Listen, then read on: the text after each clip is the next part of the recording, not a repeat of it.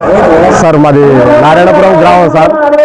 మా గ్రామంలోన ఇంతకు ముందు కరువు లేకున్నట్ల మొత్తం ఊరు గ్రామం మొత్తం అంతా కులము మతం ఏమి భేదం లేకున్నట్ల పొద్దున్న లేచి నిండగడతో అన్నం చేసుకొని మనం మన కుటుంబంలో నలుగురు ఉంటే ఒక అర్ధ సేరు చేసుకుంటున్నాం సార్.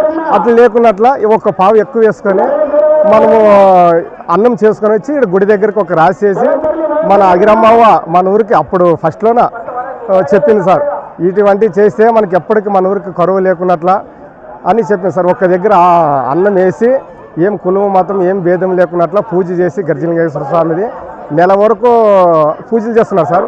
లాస్ట్ రోజు మనం ఇట్లా ఊరంతా అన్నం చేసుకుని వచ్చి రాసేసి భోంచేస్తున్నాం సార్. సాంబార్ చేసుకొని ఏ కులస్తులు భేదం లేకున్నట్ల అంతా కలిసిమెలిసిగా మనం ఉండి భోంచేస్తున్నాం సార్. ఇక్కడ మన గర్జలింగేశ్వర స్వామి గుడి దగ్గర సార్.